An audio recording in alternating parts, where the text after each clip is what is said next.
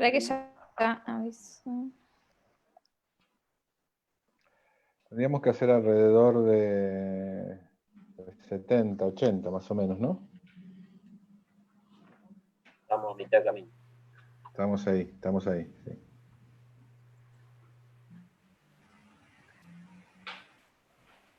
¿Y las clases, Nico, vos en Bahía, también Zoom y esa cosa? Sí, todo en general, tanto en La Plata como en Bahía, como las charlas y incluso algunas cosas que estamos empezando a hacer en la maestría, hasta ahora son todas de manera virtual con los pros y los contras que tienen, ¿no? La virtualidad. En general es fácil dar los contenidos y todavía es un poquito más complejo encontrar una dinámica de corrección que sea equiparable a la presencialidad, porque las herramientas que tenemos, si bien uno no puede digamos, hacer croquis, sketches, compartir dibujos, pantallas, todo tarda un poco más, todo se hace un poco más lento. Bueno, nada.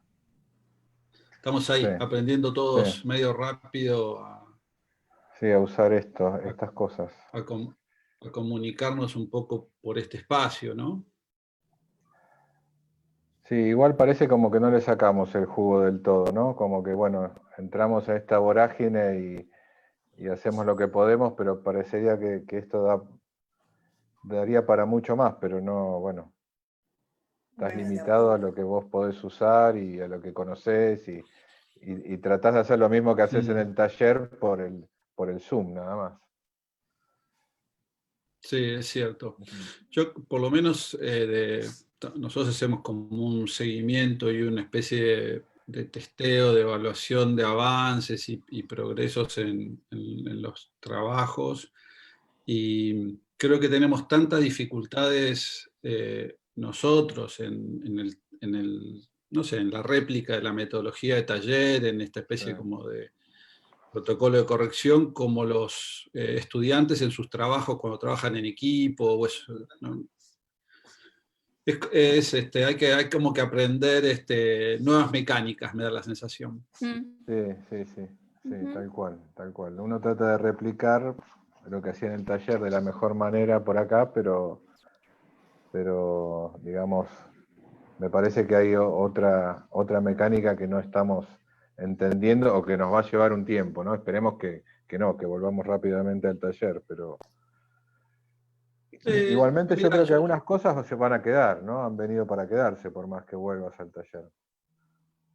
Hay muchas cosas interesantes, por ejemplo, una de ellas me parece ahora un poco agobiante y medio desbordante, que es la cantidad digamos, de oferta que hay de charlas, conferencias, talleres, reflexiones online, que antes uno no sabía que estaban, aunque se producían de manera presencial, o no podía participar porque no estaban habilitados estos medios. Entonces eso me parece que hay como una nueva oferta muy, muy interesante de poder vincular gente que de otra manera uno no podría escucharlo, no podría estar en contacto porque está físicamente muy distante o porque está en otros círculos, y me parece que eso es espectacular en relación a la información, ¿no? Y en relación a la metodología de trabajo, hay mucho para discutir, ¿no? Y hay mucho para evaluar. Me parece que, digamos, vamos a tener que empezar a confiar un poco más en estos software digitales de producción de formas, espacios, proyectos, aunque todavía es difícil reemplazar la mano. Entonces creo que lo que es medio prehistórico es esta especie como de trasvaso de dibujo manual en un formato analógico, un traspaso, un formato digital, y querer usar eso como base operativa de un sistema virtual. Ese es el traspaso que yo creo que está más para revisar cuando pase un poco todo esto. Pero las oportunidades que hay son espectaculares. Sí. Ahí a lo mejor alguna gente está queriendo entrar por el Facebook de Diseño 1. No sé. Yo estoy atento ahí. ¿Estás? Ah, sí, bueno, listo. Sí. Sí, Sí, porque... ya hay 85 online Sí. por Facebook. Bueno, acá faltan todavía, ¿no? Falta gente. No, pero por ahí se 31 engancharon tenemos. con la transmisión de diseño 1 y no se engancharon acá. Ah, Ya está habilitado, ¿no? El Face, sí. Sí, Sí, sí. sí, ya está online, Ah. Venimos aceptando. está transmitiendo. Sí. Se va sí, sumando. vienen aceptando. Ah, bueno, eso Ya quería venimos saber. aceptando gente. Así que Bien, listo, si se van listo. sumando, la vamos aceptando. Sí, ahí Otra porque cosa interesante para reflexionar es que no tenemos nuestras casas preparadas para estas actividades, ¿no? Estas pantallas virtuales tienen que ver con que estoy ahora en un lugar medio aislado, que es mi pieza, y si vieran el estado de mi pieza es inmostrable. Entonces, el tema de la virtualidad también tiene que ver con que a lo mejor no todos tenemos las mejores infraestructuras para poder operar, ¿no? No, seguro, seguro, seguro. Pero bueno, nada, hay que ir aprendiendo también y entrando en este mundo medio vertiginoso del siglo XXI de manera así, medio inconsciente, ¿no? Sí, sí, sí. Tratando de hacer lo posible. A ver si...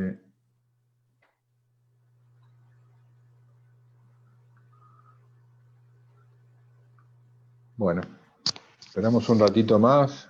Dale. ¿Cómo andas de tiempo vos, No, Nico? bien, No, bien. no. Tengo que empezar a las 6 las clases virtuales en Bahía, pero tenemos tiempo tranquilo y tampoco estamos bien de tiempo. No. Igual ya estamos bien, Pablo, son un montón de Sí. gente ahí. ¿Sí? Sí. Sí. Aparte Bueno. vamos a grabar todo y después vamos a ver si lo retransmitimos. Sí, con tu autorización, Nicolás, si vos nos dejás retransmitir, por favor. Te ponemos Mirá, música de ahora, fondo, todo. algo que uno aprende en este mundo virtual es que no existe más la privacidad. Ya hace tiempo que no existe más la privacidad con las redes y los sistemas, ¿no? Pero creo que ahora hay que acostumbrarse a que todo es público, y entonces hay que tener un poquito de cuidado, más cuidado que lo normal, que lo coloquial, pero que hay que entender también que todo esto es parte de un universo de cosas que están dando vuelta permanentemente, ¿no? Yo ya me resigné, por ejemplo, a todo lo que son stickers, memes y eso, ya lo tengo completamente asumido y me divierte mucho. No, a mí me preocupa cuando estás corrigiendo y haces alguna observación sobre la obra de otro arquitecto, ¿viste? Y que aparezcas, que no sería el caso que fuera buena la observación, ¿no? El tema es que si no es buena, ¿no? Y bueno, por ahí se Pero filtra. también tiene que ver, el tema tiene que ver algo con la sinceridad, ¿no? Sí. Todo lo que está. Es así, Así que, es porque es así. Bueno, porque es ¿empezamos? medio así. ¿Qué dicen los Sí. operadores? ¿Sí? Bueno. No vamos a empezar tan formalmente, me parece a mí. Una pequeña presentación. Dame un segundo, Pablo. Dame un segundo. Dale. Hay un retorno, me parece, por ahí.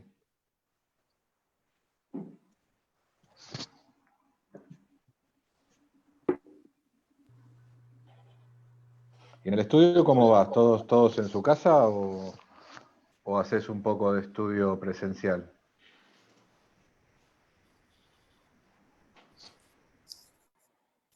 ¿Me colgó? Se colgó, me parece. Sí, ¿no? Sí. Bueno, Está esperamos. congelado. Bueno, bien. Calma.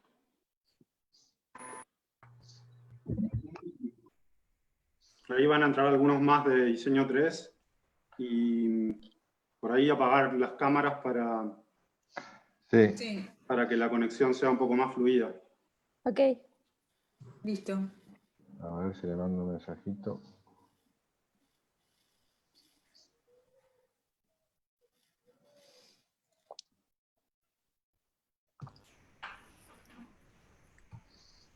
Buenas. Hola, hola. Buenas. Hola, Juan. Buenas.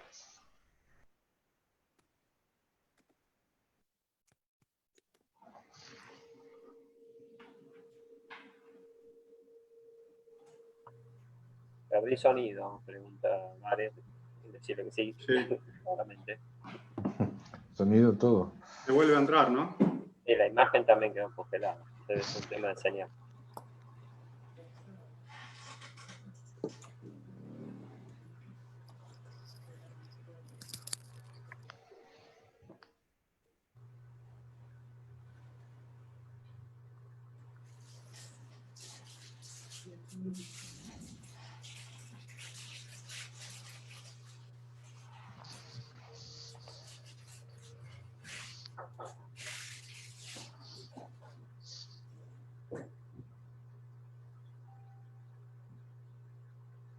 Hola. Hola. ¿Volviste? Sí, no, por alguna razón había quedado congelado y no sabía si era yo o era ustedes, así que bueno, ya estoy acá de vuelta. Bueno, arrancamos. Nada, primero agradecerte que puedas hacer esto, está buenísimo este intercambio. Aparte con, digamos, todos los lugares en donde das clases y tu laburo en el estudio, que te hagas un tiempo para contarnos un poco en qué anda el estudio y también en algunas obras que a nosotros nos interesan también, que damos como ejemplo y que estudiamos, y me parece que poderlas tener contadas de primera mano por el autor, me parece que para los chicos y para nosotros mismos va a estar muy bueno. Así que gracias y adelante nomás, te escuchamos. Bueno, gracias por la invitación.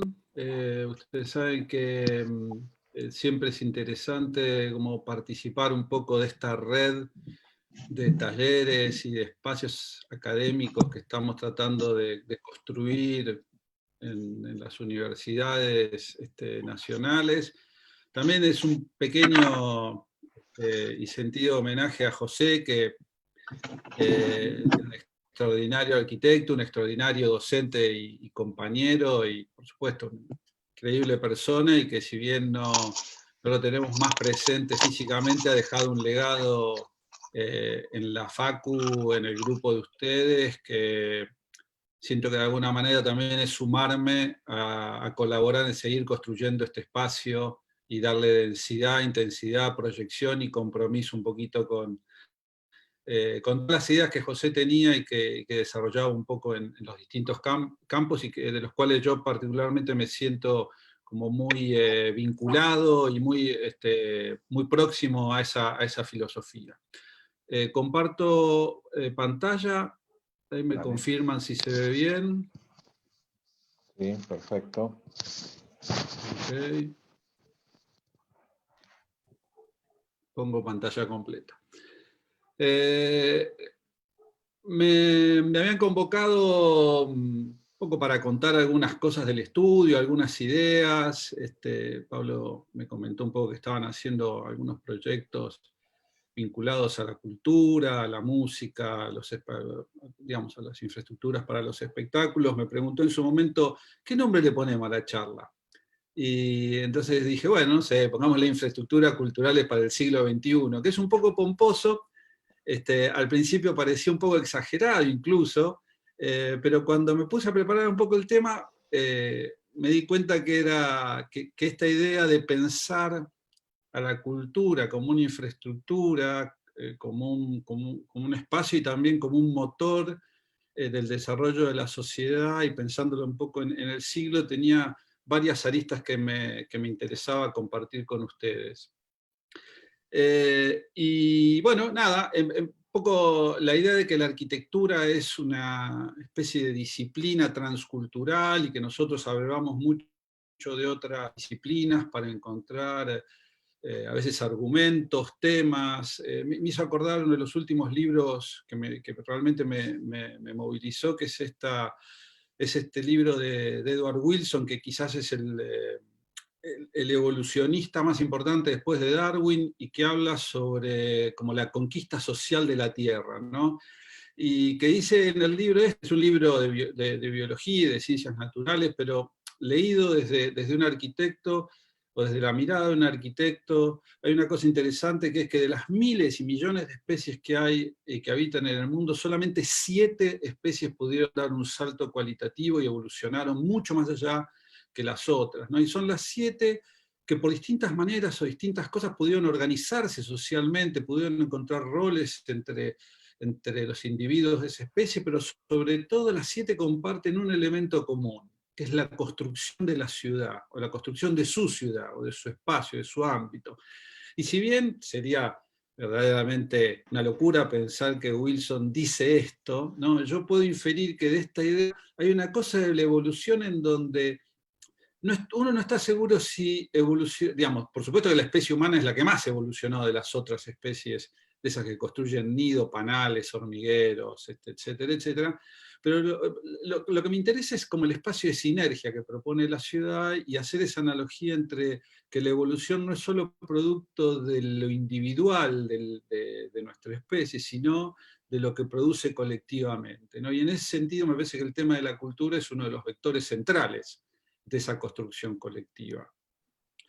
El hombre empezó a pintar y empezó a dibujar antes de empezar a hablar, ¿no? Empezó a construir estos espacios de vinculación y de producción y de transferencia cultural antes de empezar a escribir, antes de tener un sistema formal de comunicación, ¿no? Y eso a lo largo del tiempo ha ido evolucionando con la evolución de la cultura, y la creatividad ha sido un elemento central, particularmente la creación de espacios o infraestructuras para la cultura, para la difusión de esa cultura, ¿no? Nada más cercano a la noción de infraestructura que este anfiteatro, que en realidad moldea sobre una colina de una montaña en Grecia una especie de lugar ordenado para que cada una de las personas tenga las mejores visuales hacia un punto único donde está el que produce o emite esa noción o ese elemento de la cultura, ¿no? Este proceso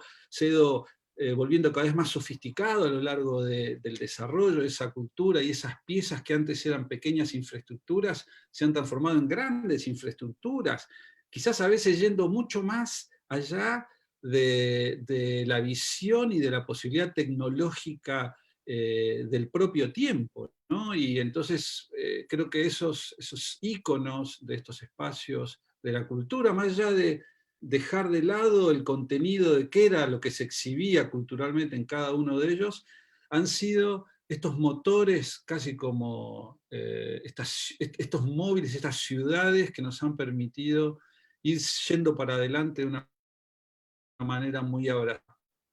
Naturalmente el diseño, quizás desde el Renacimiento, que es un punto de inflexión en la cultura del hombre, ha tenido particular interés en las infraestructuras culturales o en las infraestructuras del arte, ¿no? En este caso, creo que el Teatro Olímpico de Vicenza de Andrea Palladio, ahí por el 1580, es una de las piezas claves, un vértice entre el pasado y el futuro, ¿no? En esa pieza donde ese anfiteatro clásico encuentra en el escenario y en el pro-escenario, en la parte de atrás, en lo que sería el backstage, esa... ¿Se escucha bien? Sí. ¿Sí? Ok, seguimos.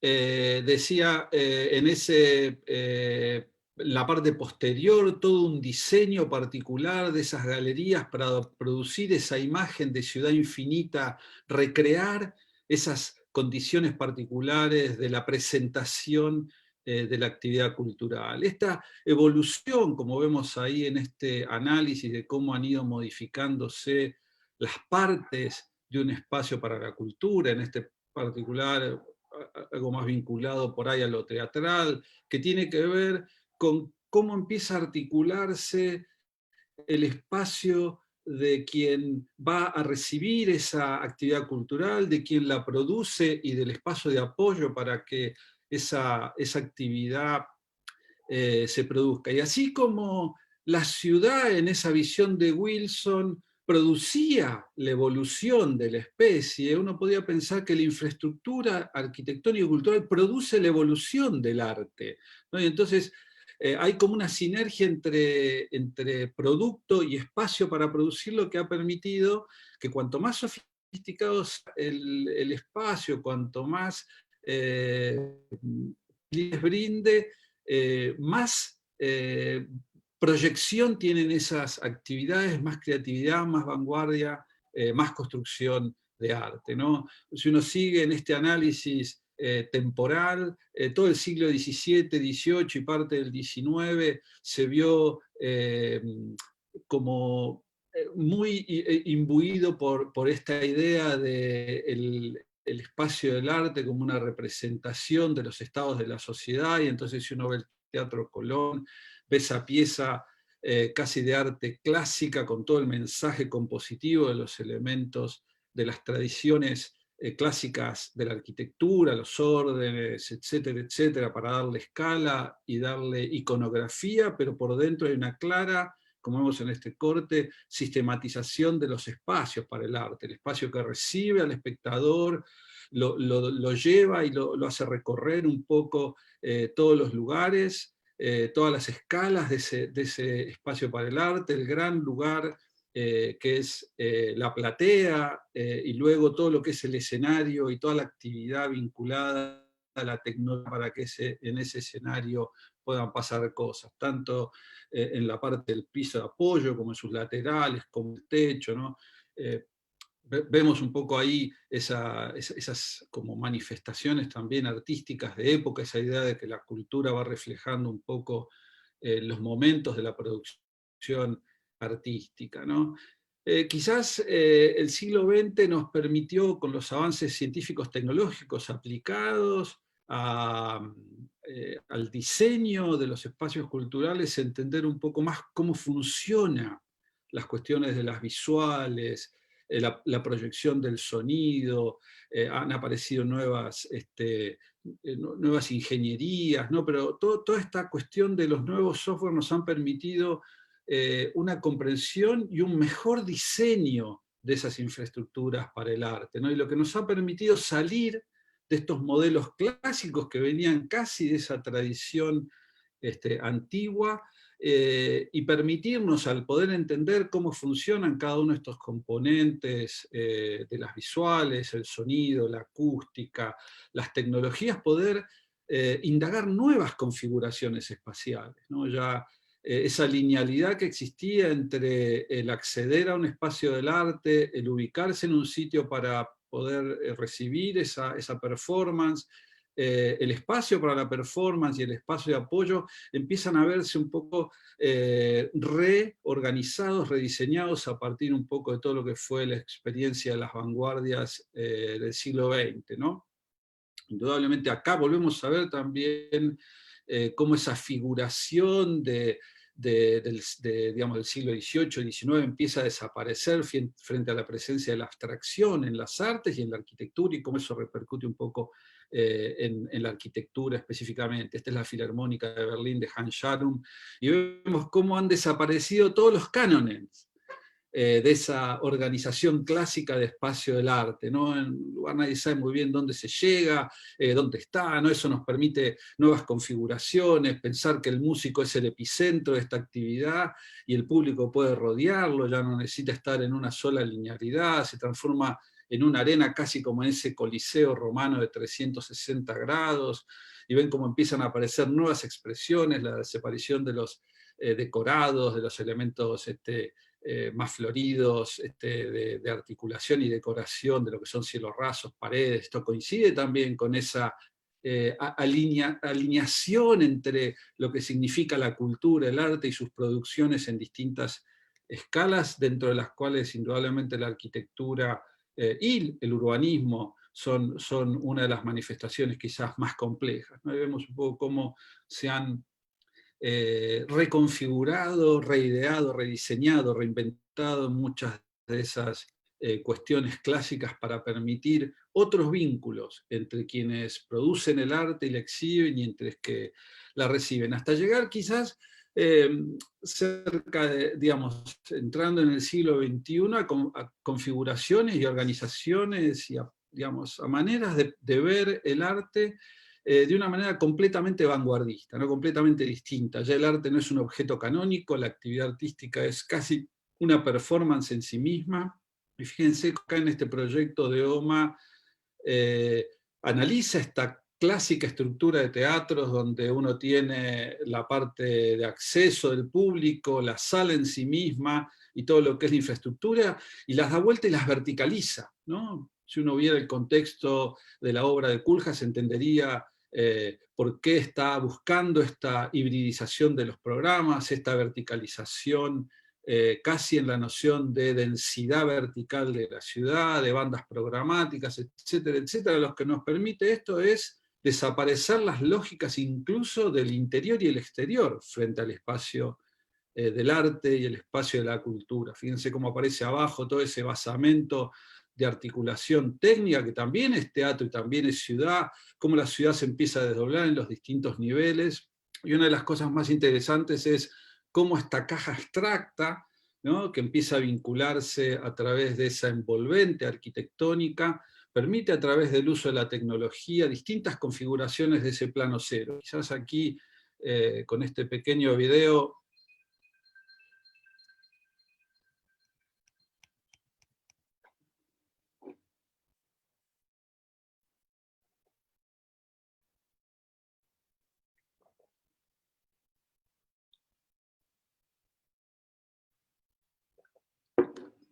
en esa hipervelocidad que representa un poco la dinámica de la ciudad contemporánea, podemos imaginar cómo los límites de lo posible y lo imposible se han eliminado casi, ¿no?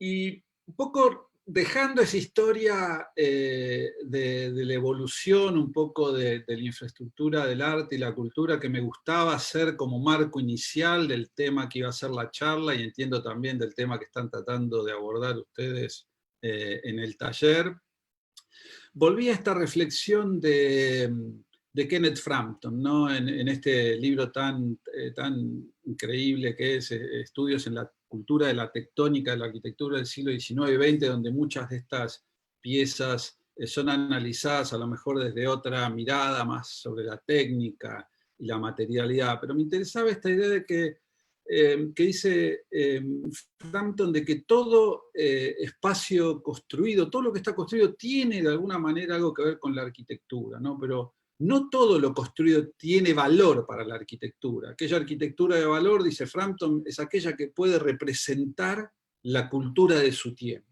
o el estado de reflexión filosófica de su tiempo. Y entonces me interesaba hacer este pequeño paréntesis, casi como introducción a la obra o a lo producido del estudio, en relación a cómo nosotros vemos cuál es la cultura del siglo XXI. Nosotros, como arquitectos, como académicos, en un sentido que participamos de algunos espacios de reflexión, ¿no? El siglo XXI indudablemente es el siglo de las ciudades, ¿no? En la Argentina el 95, el 90% de las personas vive en ciudades, ¿no? En el mundo es casi el 50%, pero es un proceso indefectible de aglutinación y congestión y congregación de mucha gente en pequeñas superficies de territorio, ¿no? Y eso nos ha llevado a que las lógicas tradicionales y a las relaciones tradicionales entre espacio construido, persona, medio ambiente, se desdibujen sistemáticamente en esta noción del apilamiento, ¿no? Y esta noción que ha apilado a lo largo del siglo XX y sobre todo en la última mitad del siglo XX, siguiendo un poco esta cultura que ha sido la cultura ganadora un poco del siglo, que es esta cultura quizás medio dramática del mercado, de los capitales, de la individualidad, del crecimiento y el desarrollo que propone el capitalismo, creo que nos ha llevado también a modelos espaciales, ¿no?, de gran complejidad y gran conflicto, ¿no? Modelos espaciales que naturalmente estas fotos son quizás el momento más dramático de eso, pero donde esa congestión y esa densidad ha llevado a modelos bastante invivibles de espacios colectivos, donde esta es una foto, por ejemplo, de Tokio, donde es difícil reconocer los elementos clásicos que han generado la ciudad, lo público, lo privado, los edificios institucionales versus, digamos, cuáles son las calles, los parques, ¿no? Esta especie como de magma, producto del crecimiento, donde las infraestructuras cada vez tienen más peso, no solo en la conducción y en la movilidad de los flujos, sino en la estética de la ciudad, donde la movilidad es un hecho dramático, ahora lo vemos sobre todo un poco más movilizado por esta idea del contagio de este virus, pero básicamente donde la artificialidad de la ciudad posada sobre un elemento de geografía natural ha producido grandes transformaciones y ha generado grandes conflictos, y estamos transformando suelo productivo de un mundo que es finito y que necesita grandes superficies para producir alimento para este mundo que crece demográficamente, y lo hemos transformado irracionalmente en infraestructuras urbanas sin mucho sentido. Y naturalmente el elemento quizás más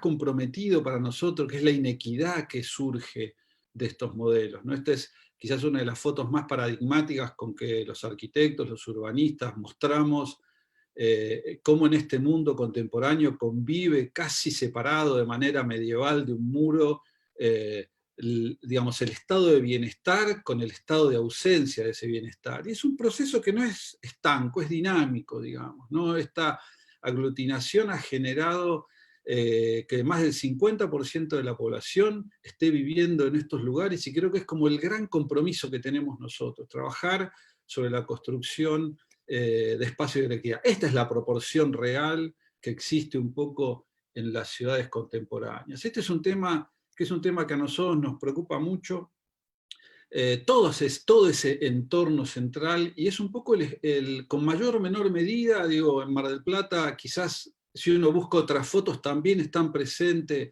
estos elementos, en La Plata, en Buenos Aires, en San Pablo, digamos, son problemas de la globalización, ¿no? Y creo que sobre esos problemas tenemos que trabajar, ¿no? Y nosotros tenemos como un rol protagónico, como arquitectos, como políticos de la construcción del espacio, como intelectuales que estamos compartiendo un espacio en una universidad pública que intenta construir personas con criterio, personas con responsabilidad social, personas con calidad social, en el sentido de que trabajamos para el otro, y esa quizás es la responsabilidad más grande que tiene la arquitectura, pero que me parece que hay algo que no nos podemos olvidar, y es que tenemos que construir ideas innovadoras, así como cada uno de esas fotos que mostré de los espacios para la cultura fueron en su momento ideas innovadoras que estaban pensando en cómo proponer, cómo resolver. Creo que la cultura es una de las dinámicas de transformación de la sociedad, y creo que generar espacios para la cultura es uno de los grandes desafíos que tenemos, ¿no? Esto es imposible hacerlo solo. Esta imagen que teníamos, incluso nosotros casi agarrando el coletazo de esta formación de siglo XX, principio del siglo XX, esta idea de la academia que formaba arquitectos genios creativos y que tenían la capacidad de poder resolver desde una silla hasta una ciudad solamente a través de su creatividad, no existe más. Los problemas son de extrema complejidad, hay que trabajarlos de manera de equipo, interdisciplinarmente, entendiendo todas las aristas de los problemas para poder dar una respuesta creativa y a su vez solvente y factible, ¿no? Y nosotros hemos inventado este juego del estudio como taller y el taller como estudio, tratando de pensar en que hay una esfera que no distingue entre lo que es teoría y lo que es práctica, lo que es academia y lo que es profesión, digamos, que en realidad todos estos temas nos interesan abordarlos con distintas facetas, de distintas aristas, para poder utilizar tanto la facultad y los talleres de arquitectura como nuestros estudios profesionales como laboratorios de investigación, para que cada proyecto permita hacer una exploración de estas oportunidades para transformar la realidad social y mejorarle la calidad de vida de las personas. Temas que nos interesan en el estudio y en la facultad son esta idea de qué va a pasar, cómo debería ser esta verticalización del espacio urbano a través de la densidad, qué formas, qué temas, de qué manera, cómo en realidad hoy tenemos que pensar casi en una hiperflexibilidad, los usos de los edificios cambian mucho más rápido que los edificios, porque esta modalidad de la aceleración de las actividades del hombre y los cambios que se producen vuelven muy rápido obsoletos a los espacios arquitectónicos. Me parece que el espacio público hoy es central en la construcción de la ciudad contemporánea, esta ciudad justa, inclusiva, etcétera, etcétera, y con la indudable responsabilidad de una sustentabilidad que tiene que ver con lo que nosotros hacemos dañe lo menor posible el medio ambiente y produzca un poco un equilibrio entre artificial y natural, ¿no? Esa pisada de la huella de carbono. Con todo este universo trabajamos nosotros en el taller, y entiendo que ustedes también, y en nuestro estudio, ¿no? El estudio nuestro es hacer una foto del estudio, y esta idea de trabajar en conjunto nos ha permitido abordar distintas problemáticas, distintos proyectos, distintas escalas, muchas de esas vinculadas a temas de infraestructura cultural, a vivienda, a espacio de trabajo. Hay 3 proyectos que los voy a mencionar muy rápidamente, que no tienen que ver necesariamente con infraestructura para la cultura, pero que son una base intelectual que ha desarrollado el estudio. Fueron los casi tres primeros proyectos grandes que desarrollamos en el 2000, cuando refundamos el estudio que tenemos en La Plata, y que tienen que ver con 3 temas de estos que veíamos, ¿no? Uno es los nuevos modos de densidad, ¿no? Este es un proyecto que desarrollamos en el año 2000 para el gobierno de Singapur, que es un proyecto de alta densidad de vivienda pública. En un pequeño segmento de ciudad de 2 hectáreas teníamos que construir, o el proyecto tenía que resolver, 200.000 metros cuadrados de vivienda. O sea, construir 20 veces el tamaño del lote, pero con una tipología de vivienda que pudiera dar, creo que eran cerca de 2.400 viviendas para distintas familias, ¿no? Y entonces, ¿cómo imaginarse, ¿no? En un lote tan chiquito, en un espacio tan central, esa lógica de apilar viviendas? Y un poco reflexionando, esos diagramitas que mostré antes, eran los croquis de este concurso, tenía que ver con que si nosotros apilábamos unidades pensando que el apilamiento era individual, ¿no? Con esa lógica inmobiliaria de minimizar el espacio común, de traslado, etcétera, etcétera, nos iba a dar como resultado ese modelo de edificio y ese modelo de ciudad. Y entonces decidimos hacer una exploración en donde lo que apilábamos no eran unidades, sino barrios. Y entonces aparecen estos claustros, en estas especies como de megaestructuras que tenían 60 por 60 por 160 metros de altura, y lo que íbamos generando eran barrios de 7 pisos, que se iban apilando, y cada barrio tenía una plaza, y entonces en cada plaza ahí vemos un poco esa estructura de 60 por 60, que tenía unos grandes tabiques de 20 metros de largo, y iban segmentando lugares para que hubiera unidades, y que uno podía sacar esas unidades, y que entonces aparecían esos grandes agujeros urbanos, que yo llamamos como las ventanas urbanas, y permitían esta escala, ¿no? Una escala interior, más amable, más de barrio, más contenida, donde pasaba un poco ese artefacto por el medio, con vegetación, con plantas, ¿no? Y una imagen exterior de otra escala, ¿no? En donde una envolvente arquitectónica de elementos premoldeados hacía que solo se vieran esos grandes vacíos urbanos, ¿no? Se imaginen que cada uno de esos agujeros tenía 6 pisos de altura, ¿no? ¿Cómo empezamos en ese momento, en el año 2000, a hacer las primeras performances ambientales de los edificios, con pocos recursos, con pocos programas, con el túnel del viento de la universidad, entendiendo cómo jugaba esa cuestión de los flujos de aires, vientos, soles, asoleamientos en cada uno de estos lugares, y cómo nos imaginamos a su vez el espacio resultante, los primeros collages, con esos renders muy, muy rudimentarios, que teníamos en aquel momento, ¿no? Esas plazas en el espacio hasta llegar a la terraza. Otro proyecto que fue muy importante para nosotros fue el año siguiente, el proyecto para el Museo del Cairo, el gran Museo de Egipto, ¿no? Que iba a albergar toda la colección de los objetos antropológicos de la cultura antigua de Egipto, un lugar muy paradigmático porque estaba en esa articulación entre el valle de inundación del Nilo y la duna con las pirámides de Giza muy próximas, y cómo empezamos siempre a pensar a través de reflexiones conceptuales, ¿no? Cómo esas piezas que iban desde un anillo o pequeños utensilios de la vida cotidiana hasta las grandes esfinges, los grandes objetos, la arquitectura en general los había metido como en cajas abstractas, donde era el usuario quien tenía que adaptarse a la escala y no viceversa, ¿no? Y entonces, cómo en realidad la arquitectura podía generar a través de el espacio museístico como como un escenario de teatro, poder mover el piso, el techo,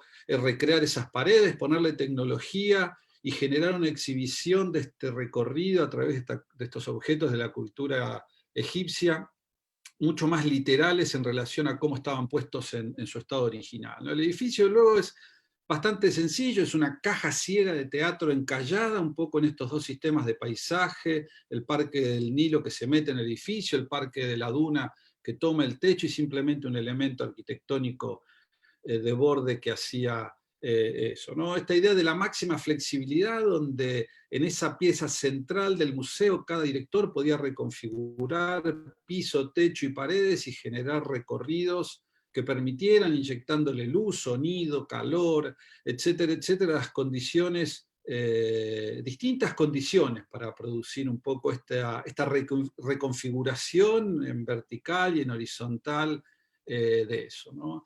Eso nos interesó mucho como proceso de pensamiento y luego a partir de ahí empezamos desde el 2001 a tratar de explorar esta idea del espacio público en los edificios, de darle mayor flexibilidad, de intentar apilar, hibridizar un poco la idea de los programas, que es un tema bastante contemporáneo, y produjimos algunos proyectos como este, que era la nueva Municipalidad de Quebec, un edificio que intentaba mezclar por pedido del gobierno, de una manera muy inteligente, una infraestructura muy costosa como una cuestión administrativa, mezclarla con el arte, con la cultura, y ahí ven un poco un edificio que se segmenta en 3 módulos, un módulo para una sinfónica nacional, con una sala sinfónica, una escuela de danzas y artes dramáticos, y el edificio de la municipalidad, que era básicamente un edificio de oficinas. Siempre los proyectos son un germen del proyecto que viene, siempre quedan cosas que a lo mejor no terminan de cerrar, pero que uno los va guardando y van siendo un poco la base operativa de los próximos proyectos, ¿no? Ahí ven un poco ese corte como tenía por debajo esa especie de sala sinfónica flotando y que permitía que la ciudad penetre de manera muy permeable y libre hacia cero el edificio, y que a su vez esta imagen surrealista de poder construir un bosque de pino ponderosa a 100 metros de altura en esa especie como de patio interior, atrio interior de el edificio de la municipalidad. Cuento estos 3 proyectos porque me parece que esos 3 proyectos fueron como disparadores de muchas de las cosas que seguimos haciendo hoy en distintas escalas, y les voy a mostrar 3 proyectos de distintas escalas vinculados al tema de la cultura y del arte, 3 proyectos, como decía, de distinto tamaño, en distintos lugares, con distintas características, pero que tienen algunos denominadores comunes de estos que estamos pensando. El primero es este proyecto, un concurso privado que nos invitaron a participar para transformar la usina del puerto de Mar del Plata. Digamos, les cuento que todos ustedes conocen el sitio, conocen el edificio, saben un poco la degradación que produce en esa área en particular el abandono de estas infraestructuras y el valor patrimonial que ellas tienen, y en la potencialidad de su transformación, la recuperación de parte de la estructura urbana del entorno. Esta es una foto que incluso hace ya varios años, cuando fue el concurso, mostraban un estado mucho mejor del que está hoy, que lo vi hace, no sé si la última vez el último viaje que fui a Mar del Plata, o el anterior, en donde ya el edificio se encuentra mucho más degradado, pero todavía existe, creo yo, la posibilidad de recuperar esa pieza. Era interesante la propuesta porque el edificio viene a ser una rótula entre el barrio y la plaza, un lugar que tiene una cultura propia, más allá de Mar del Plata, que es la cultura del puerto, y que necesita un poco de esta otra pieza para completar el espacio público de la plaza y la iglesia que caracterizan ese sitio. El proyecto era, el edificio es bastante interesante, hasta te diría que podría estar catalogado como edificio de valor patrimonial en cuanto a lo que es la infraestructura industrial.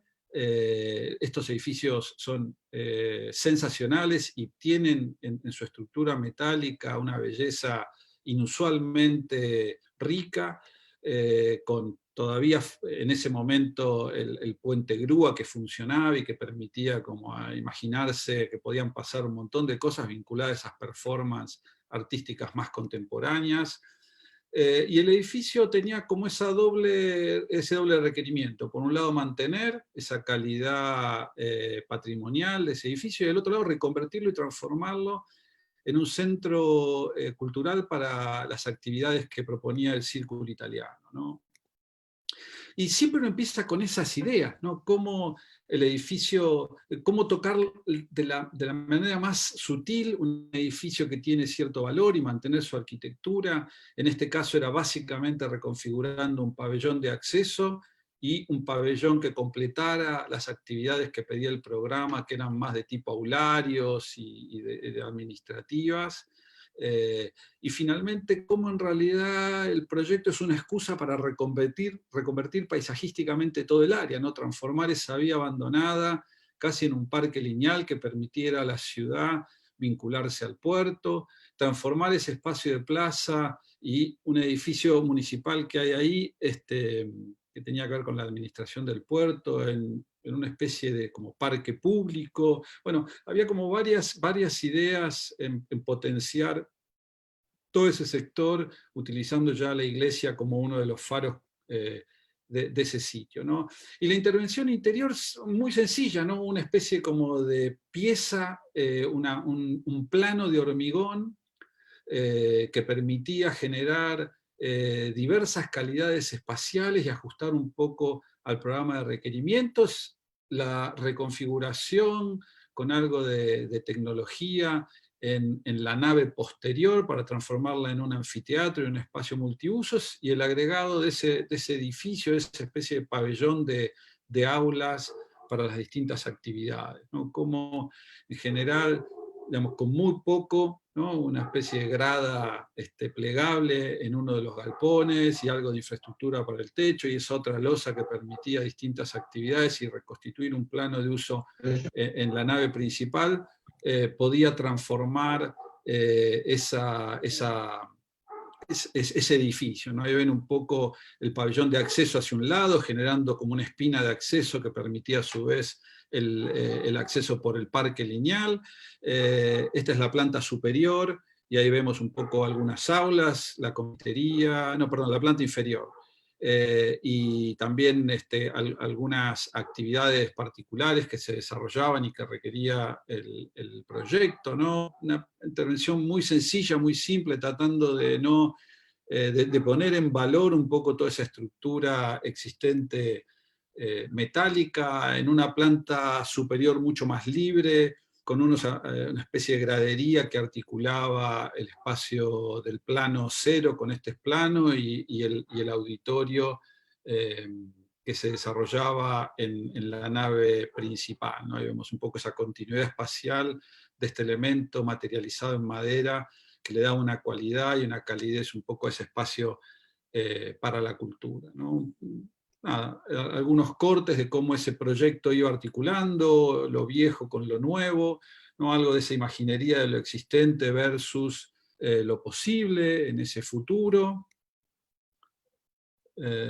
Y algunas imágenes de transformación, ¿no? De lo que podría ser hoy, incluso viéndolo, una oportunidad de transformación espectacular para todo ese sitio, ¿no? Sería una buena idea intentar hacer alguna acción para poder ir recuperando parte de esa infraestructura en Mar del Plata y poder recuperar parte de esa identidad portuaria que todavía está a tiempo de poder ser salvada. Algunos desarrollos más tecnológicos para poder, con estos sistemas plegables y unos sistemas de cerchas colgadas, acomodar un poco ese ese desarrollo y optimizar un poco ese espacio de la nave posterior para una especie de microcine, auditorio, sala de conferencias. Estas las puse un poquito más quizás en función de poder tener algunas resoluciones que puedan servir para pensar que los espacios contemporáneos pueden tener hoy, sin llegar a necesitar esa parafernalia del edificio de OMA, que era sensacional, algunas posibilidades técnicas factibles de poder recombinarse para distintos usos, no tanto en esa parte posterior como en esta parte con alguna cuestión más de detalles constructivos y de desarrollo tecnológico de la propuesta, ¿no? Todavía cada vez que veo esta imagen sigo pensando en la oportunidad que tiene ese espacio,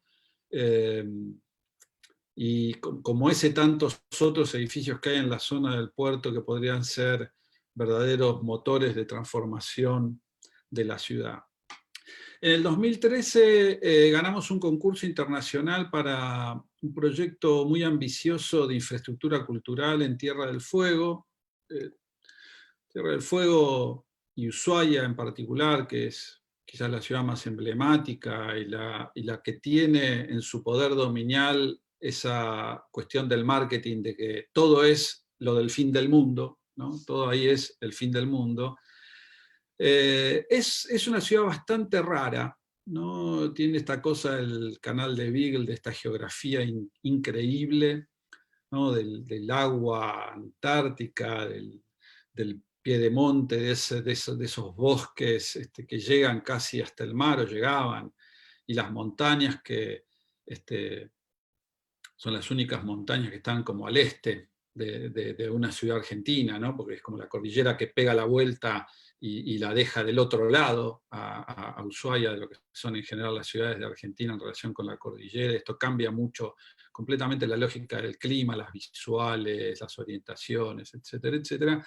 Y una ciudad que ha ido desarrollándose a lo largo del canal de una manera muy abrasiva, muy racional, muy compleja, ¿no? Una cultura que ha eliminado de manera completa esa historia muy rica de lo que eran los pueblos originarios, sobre todo ahí los Shetland, que tenían toda esa vinculación de las festividades en pintarse el cuerpo y recrear transformar la fisonomía del cuerpo a través de estos disfraces hechos con pieles, pajas y maderas, que eran tan simbólicas, y a su vez como eso hoy es parte de la historia y se contrapone con otra historia, que es la de la ciudad puerto, ¿no? Una ciudad que había sido muy emblemática a fin del siglo XIX, XVIII y XIX, y que luego ha perdido un poco con el Canal de Panamá parte de esa lógica de circulación que generaba el Estrecho de Magallanes para comunicar Pacífico y Atlántico, y quedan esa idea de un puerto casi abandonado, lleno de vestigios de cascos oxidados, ¿no? Esa cultura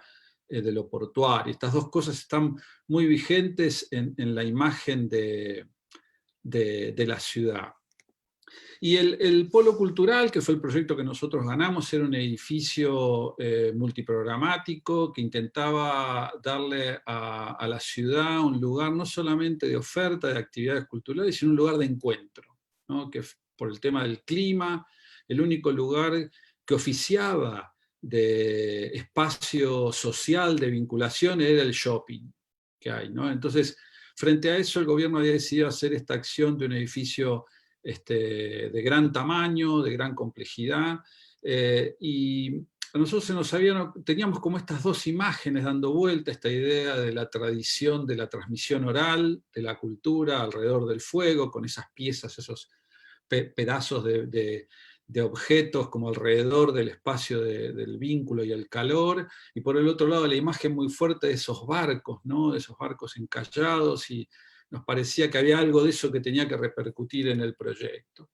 Pero como nosotros tenemos siempre esta visión como urbana del problema de la ciudad, y tenemos como esta idea de que esta visión heroica de que la arquitectura todavía puede generar esas transformaciones, ¿no? Y por eso contaba un poco, y me gustaba lo de la usina del puerto de Mar del Plata. Me parece que la revitalización de cualquiera de estos eventos puede ser verdaderamente un dinamizador de transformación de la ciudad y de la sociedad.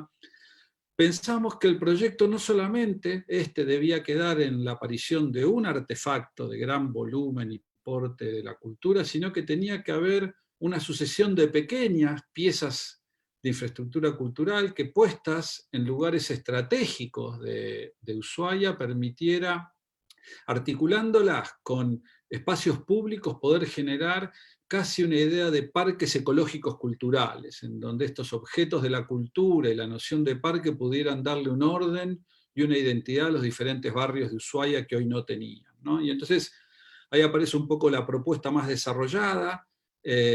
Iba a haber el edificio principal, pero a su vez iba a haber una serie de nodos culturales, cerca de 10 nodos culturales, que repetían esta noción como de un espacio de gran flexibilidad, que es ese espacio central, que podía transformarse en un auditorio para 150 personas, o en 3 salones pequeños para desarrollar actividades, o en un salón grande y uno pequeño, o en un gran salón de actividades y exposiciones, ¿no? Con esta idea casi como de barquito encallado de acero corten, construido en seco sobre una plataforma de hormigón, que eran básicamente los 3 elementos que tenían desde el punto de vista tecnológico y tectónico esta propuesta, ¿no? Era un elemento de basamento, que era el hormigón, que permitía mediar con la topografía y el lugar donde fuera ubicado, y esta idea de estas cajas que estaban envueltas por esta especie de barco encallado, de cascarón, de acero corten, ¿no? Y ahí vemos un poco algunos proyectos que fueron desarrollándose para implementarse en zonas más urbanas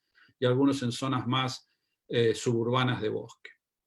Y el proyecto principal, que se ubicaba en una especie de bosque de lengas con una pendiente muy pronunciada que iba desde la ruta 3, que termina ya en La Pataya, en el Parque Nacional de Tierra del Fuego, y este río Pipo, y cómo el proyecto tenía que resolver esa mediación, ¿no? Tenía que resolver esa articulación topográfica a través, de nuevo, de un basamento, y que después los distintos programas se iban con cierta autonomía desarrollando alrededor de este espacio central, esta ágora, esta plaza cubierta que hacía un poco y oficiaba de gran concentrador cívico de la ciudad de Ushuaia, ¿no? Esas ideas son los croquis preliminares, cuando presentamos un poco la propuesta, algunas ideas conceptuales de ese bosque de lenga, la aparición de un vacío en ese bosque con estas especies de plataformas que iban tomando el terreno, en esas plataformas las cajas de programas particulares y cómo todo eso estaba cubierto por una envolvente muy austera, muy opaca, que solamente dejaba los ventanales en los lugares de los programas que tenían que vincularse con el paisaje, ¿no? Un desarrollo del corte donde ven un poco cómo el anfiteatro envoladizo produce ese apriete un poco de escala para el acceso al centro cultural, ese gran espacio central y los distintos volúmenes que representan los diferentes programas, que iban desde talleres hasta 2 microcines, hasta un centro de convenciones, un teatro de ópera, cafetería, etcétera, etcétera, ¿no? Cómo ese plano inclinado en realidad se transforma en esta especie de anfiteatro y tiene todo un elemento que es una rampa que va recorriendo los distintos niveles del edificio, ¿no? Que ahí ven un poco una de las plantas, que es la del nivel de acceso, ¿no? Cómo accedemos por esa pieza que está debajo de los microcines, entramos a esa especie de patio central de esa plaza cubierta y con cierta autonomía cada uno de los programas se van articulando alrededor de esta especie de rampa que empieza a vincular las salas de exposiciones, los accesos a la comunicación vertical, y a su vez es una pieza de exhibición de parte de los objetos culturales, ¿no? Cómo nos vamos recorriendo el edificio alrededor de esa rampa y en su interior, por supuesto, cada proyecto después tiene su especificidad, ¿no? Esa es la especificidad que mostrábamos casi al inicio de la charla, ¿no? Un diseño que tiene que ver con una inclinación de la platea para poder generar esas visuales y las distintas terrazas que se van vinculando en el interior, ese escenario que lo veíamos un poco atrás, que tenía un proscenio que le permitía cambiar de escenografía, siendo que el teatro era de ópera y necesitaba entre acto y acto cambiar escenografías de una manera bastante rápida. cómo aparecen esas salas de exhibición, que a su vez son los grandes ventanales que, orientados a las mejores orientaciones para que entre luz, y el poco sol que se encuentran un poco en estos climas tan australes, ¿no? El edificio que remata un poco con ese lucernario, gran lucernario que permite la buena orientación para, como decía, para ingresar luz natural y un poco de calor, y cada una de esas grandes ventanales que permiten esa integración de paisaje y infraestructura. Y el último proyecto que les cuento es el Centro Cultural del Bicentenario, ¿no? Que tiene que ver un poco con muchas de estas cosas a una escala mayor todavía, ¿no? Tiene que ver con el primer proyecto del Centro Cultural Italiano, porque tiene que ver con mantener una pieza de infraestructura patrimonial, tiene que ver con esto de cómo generar la transformación de un lugar que tenía otro uso y reconvertirlo en un uso nuevo, cómo generar espacio público a través de esa operación, en una operación urbana bastante dramática que intentaba conectar el Congreso a través de Avenida de Mayo con Plaza de Mayo y este nuevo parque, para lo cual únicamente ese es el lugar más alto de Buenos Aires, porque es el lugar de la barranca histórica del río, y entonces con alguna pequeña modificación de pendientes de infraestructura uno podía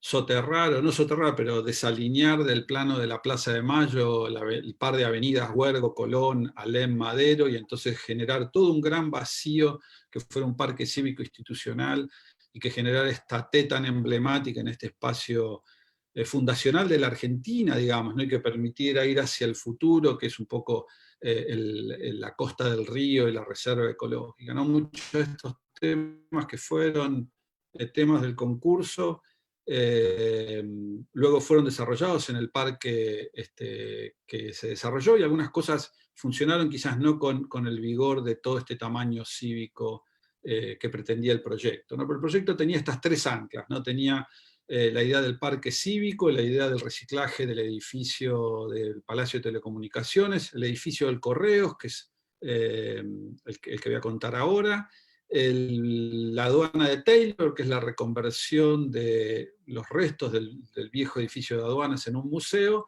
y lo que nosotros llamamos el Hotel de las Artes, que es el edificio militar transformado en una especie de gran usina de incubadora de arte. Eso, conjuntamente con la Casa Rosada, hacían esta especie de trípode de tensión de este área central. Bastante bien, pudimos concretar 2 de los 3, y el parque con cierta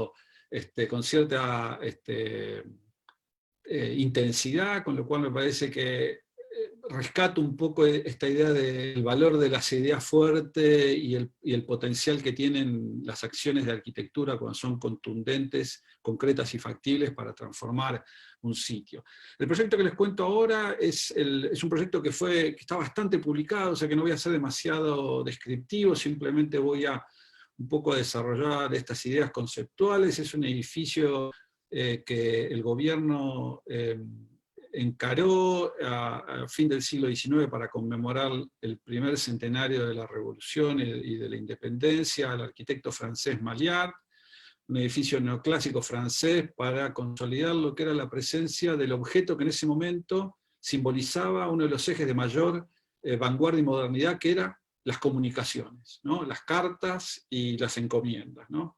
Y construyeron ese edificio para eso, para consolidar esa condición. Un edificio súper vanguardista, pues todo en estructura metálica, vigas y columnas, hincado y fundado sobre pilotes premoldeados in situ, toda una serie de cuestiones tecnológicas vanguardistas que por supuesto después, por las cuestiones de la arquitectura de época, eran tapadas un poco y eran escondidas detrás de estos moldeos de arquitectura de ladrillo y de revestimientos de piedra París y distintas terminaciones que hacen un poco esa arquitectura neoclásica del siglo XIX.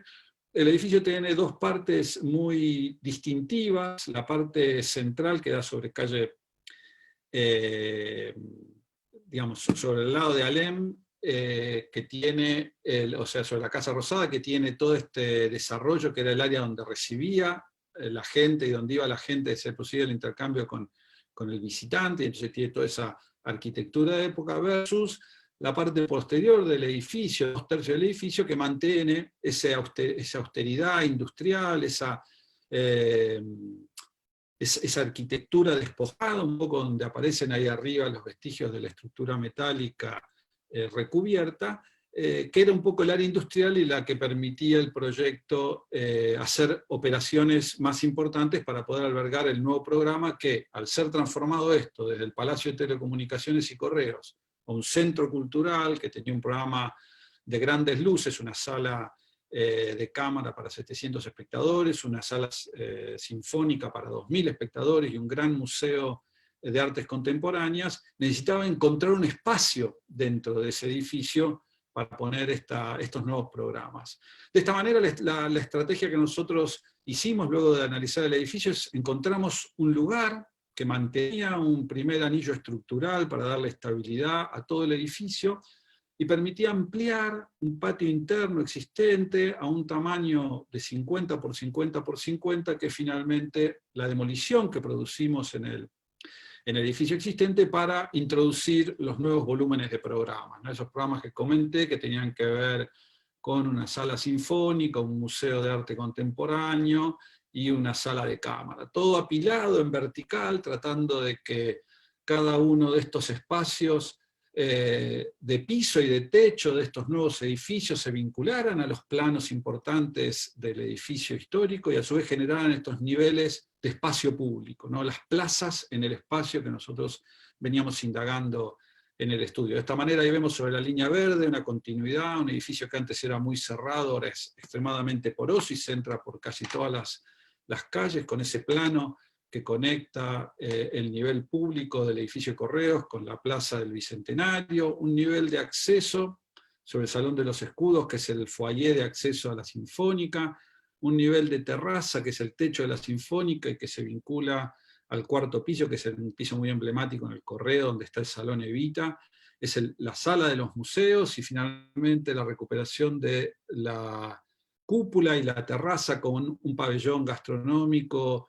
Permitía un poco hacer uso de esa tridimensionalidad del espacio público del edificio y a su vez caracterizar un poco las secciones programáticas del edificio. Sobre ese nivel 0 estaba todo lo que era más público, sobre el nivel de lo que sería la Plaza Verde estaba vinculado a la música, del rojo al azul estaba vinculado al museo y a las artes plásticas, y la terraza estaba destinada un poco a todas esas actividades más inespecíficas, ¿no?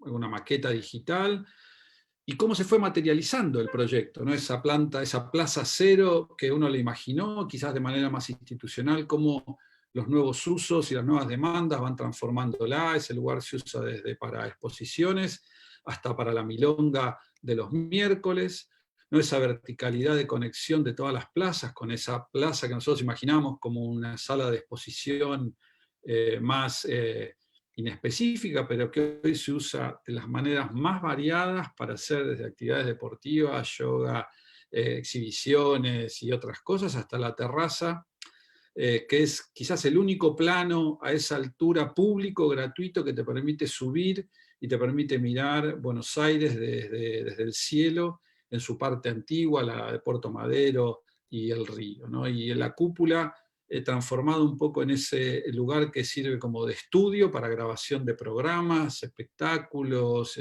performance, etcétera, etcétera, y que reconfigurada, sin esa teja maciza de la teja San Luis, que era la original, y puesta un poco en transparencia, se transforma en un objeto iconográfico, ese icono del Faro de la Cultura que nosotros hacíamos mención. Simplemente para mostrar algunos lugares. Todo el perímetro que dejamos existente se reconfigura, se recicla, en algunos casos con infraestructura para discapacitados, porque estos medios niveles existentes en el edificio necesitaban un nuevo ayornamiento para estas nuevas demandas sociales, la recuperación y puesta en valor de todos los espacios simbólicos, con la colaboración de artistas argentinos, como en este caso, esta especie de esfera del parque es increíble. La operación de algo de este lugar que tuvimos que transformar para generar salidas de emergencia, y la transformación sí, reciclado un poco de todas esas piezas que veíamos en las fotos antiguas para poder ajustarlas a transformarlas en sala de exposiciones, algunas con ventanas, algunas sin ventanas, algo de las áreas de oficinas existentes que son reconfiguradas como pequeños anfiteatros o salas de conferencias, y las mansardas, que antes eran simplemente un espacio simbólico de esa arquitectura neoclásica, son recicladas y transformadas en lo que son las bibliotecas, hemerotecas, salones de estudio y de grabación que se usan un poco hoy. De abajo para arriba, en el lugar central, está esta sala de cámara para 700 espectadores, una sala clásica de proporción 2:1, un poco que tiene a los costados las salas de ensayo, ¿no?, para teatro y orquesta, con los mismos volúmenes de aire que tienen en la sala principal, así pueden ensayar con las mismas características, y trasvasado un poco toda nuestra experiencia y toda la experiencia de nuestros asesores, este equipo interdisciplinario, en poder otorgar en el diseño acústico de las visuales las mejores condiciones para que esa sala albergue la mayor cantidad de espectáculos, ¿no? La sala principal, que es la sala sinfónica, por una cuestión incluso de aislación acústica, cada una de estas piezas, la sala de abajo, las salas de ensayo, esta sala principal y la sala de museos, todas tienen estructuras de soporte independiente, o sea, están todas apoyadas independientemente para no tocar y tener estructuras vinculantes que puedan transferir vibraciones y alterar un poco en los milisegundos lo que podría ser la acústica perfecta de cada uno de los lugares, ¿no? Esta sala que está casi flotando en el aire es una sala muy rara por las proporciones que tienen. Mostré un poco al inicio esa cultura de las salas de música que me venía bien como introducción para este momento. Las estructuras clásicas sinfónicas básicamente son de dos familias, las que son la familia de la shoebox o caja de zapatos, donde son esas salas clásicas rectangulares de proporción 2,5, 1,5, 1, y las salas arena, que son como las de Yarum, donde toda la platea se desarrolla alrededor del escenario. Las primeras garantizan mejor la acústica, las segundas priorizan un poco el estar próximo al artista. En este caso, al ser preexistente el vacío máximo de este 50x50, la sala termina con una planta bastante inusual, ¿no?, que en su sector central mantiene esas características de la shoebox en proporciones para la transmisión del sonido, pero por el otro lado genera en ese ensanchamiento de las distintas bandejas una aproximación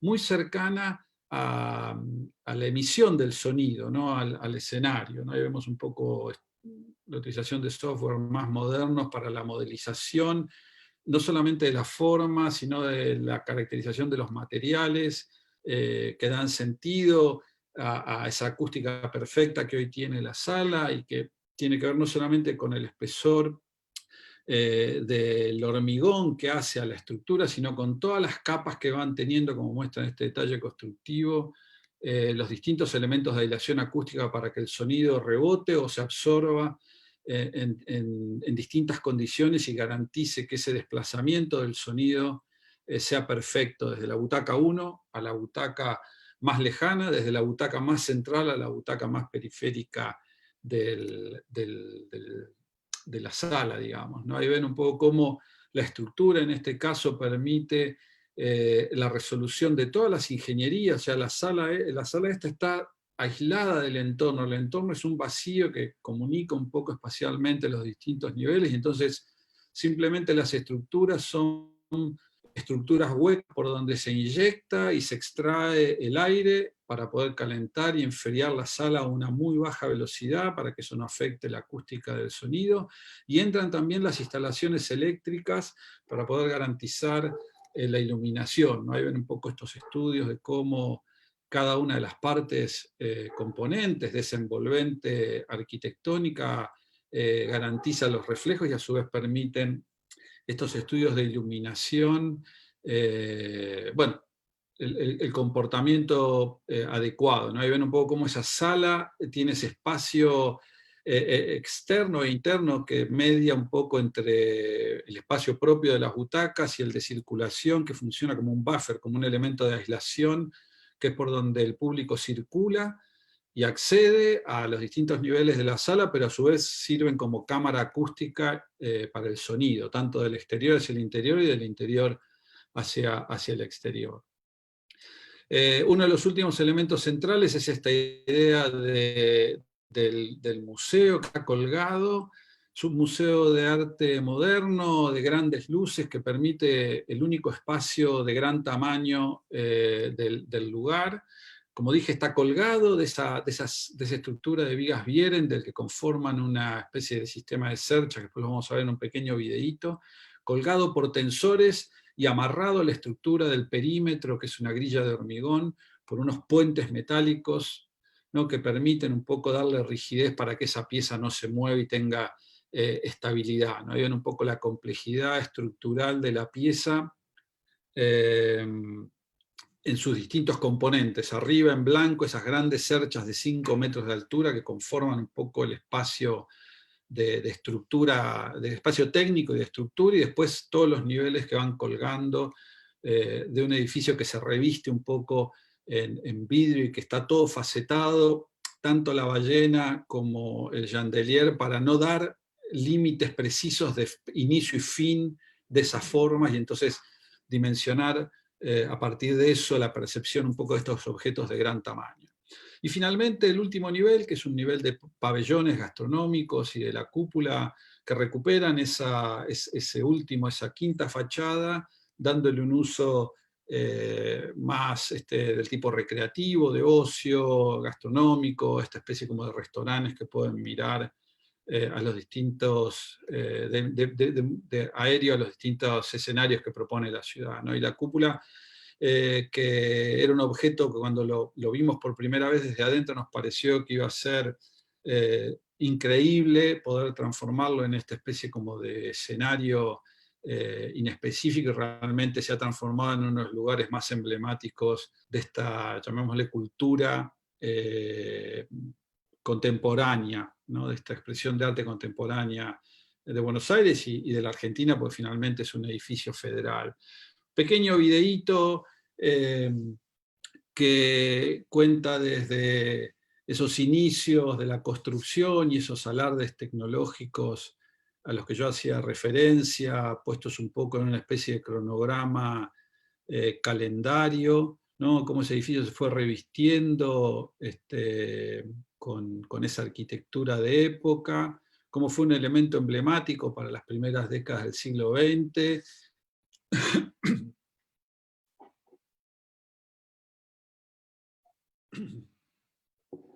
cómo el edificio, a partir de la desutilización de la carta como sistema de comunicación y la aparición de nuevas alternativas más digitales, lo volvieron obsoleto y hubo que reconvertirlo en este motor y este driver de transformación social y urbana que es esta infraestructura para la cultura, ¿no? Un proceso de construcción bastante complejo, ¿no? Un edificio que para su demolición hubo que dejar parte de la estructura interna sobre gatos neumáticos, casi dejando, como en una proeza de estos programas de Nat Geo de superestructuras, dejando casi el edificio colgado, y la ven un poco esa gran pieza de fundación, y que por otro lado un edificio que se construyó de abajo para arriba y de arriba para abajo, ¿no? Esas cerchas metálicas que tuvimos que ir a hacerlas a Bilbao, al mismo astillero que hizo las piezas del Guggenheim, porque no había capacidad técnica, y que tuvimos que ajustar un poco la modulación para que vengan transportadas en contenedores, y que vinieron y se montaron en ese proceso que veían, y cómo esta construcción más tradicional, ¿no?, de hormigón, casi siguiendo las lógicas del armado de estos encofrados de barco, permitieron un poco esto, ¿no?, que el edificio se construyera a la vez, en simultáneo, de abajo para arriba, la sala sinfónica, y de arriba para abajo el museo, ¿no? En el mismo momento que se iban reciclando todas las otras áreas del edificio, ¿no? Un proyecto increíble que nos dio la oportunidad de experimentar y materializar a distintas escalas muchos de los experimentos que veníamos desarrollando en el estudio, en otros experimentos, en otras exploraciones, y que nos dio a su vez una cierta solvencia y una cierta confianza en que muchas de las cosas que estábamos buscando pueden ser factibles y pueden ser posibles para esta idea ¿no? de poder transformar y el rol protagónico que puede tener nuestra disciplina como transformador de esta sociedad, ¿no? Y termino la charla con dos imágenes.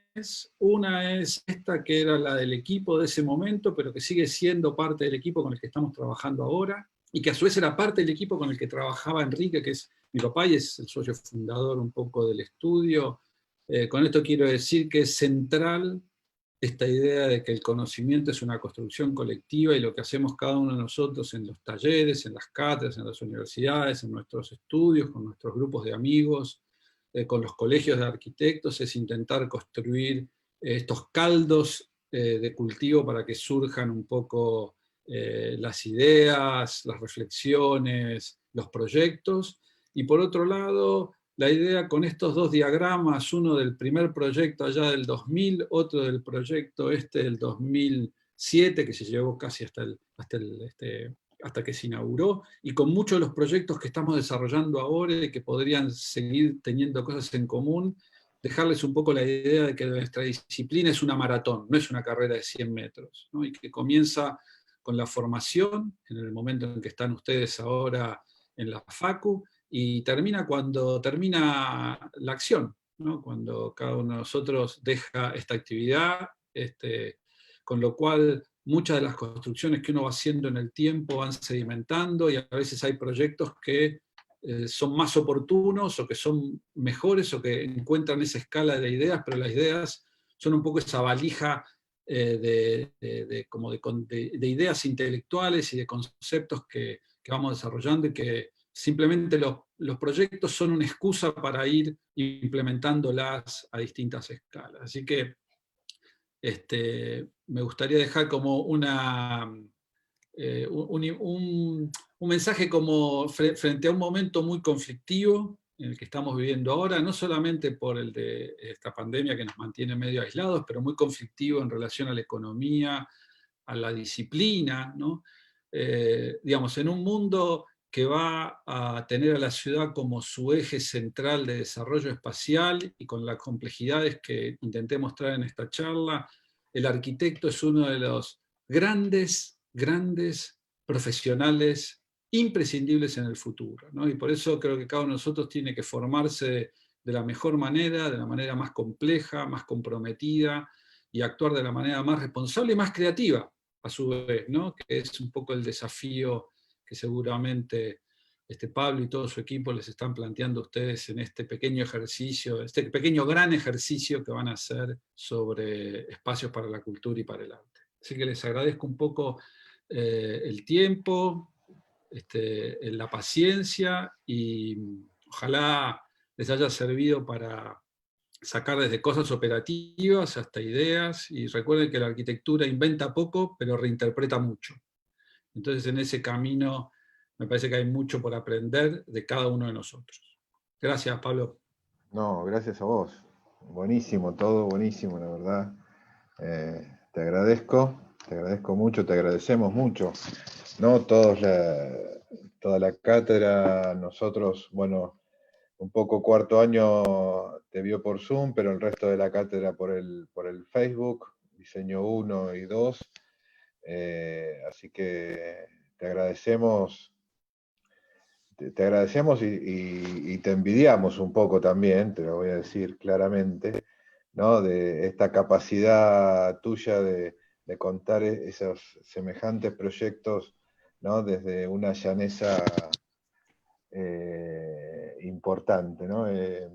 Me gusta mucho eso, me gusta mucho que se hable desde la cocina de la arquitectura, de los problemas que realmente importan, metiendo a la ciudad siempre en primer plano, ¿no? Que me parece que eso es una tradición del estudio desde tu viejo, digamos, que empezó a entender cómo la ciudad iba cambiando, cómo la ciudad iba cambiando, y que el arquitecto en definitiva tenía que tomar parte de ese cambio, tenía que hacer lo suyo y tenía que dar respuesta de alguna manera, ¿no? Y simplemente, ¿no?, verlo desde diferentes escalas no implica que la ciudad siempre esté presente como reflexión. Son las 5, vos tenés que dar clase ya, ¿no? Yo solamente quisiera abrir para un par de preguntas, si es que hay, de los chicos, y te liberamos, no, te liberamos para que sigas tu tour de viernes.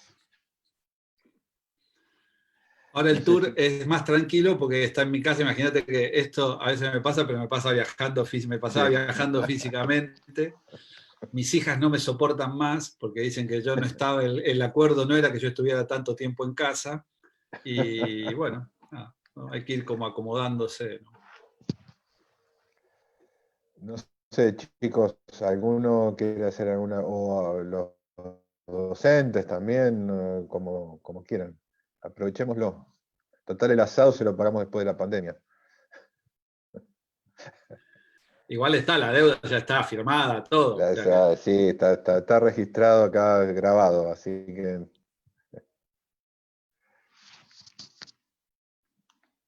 Nadie. Bueno, Son tímidos, me parece, pero bueno. Sí. una charla larga, con mucha información que a veces también marea un poco las escalas y los temas.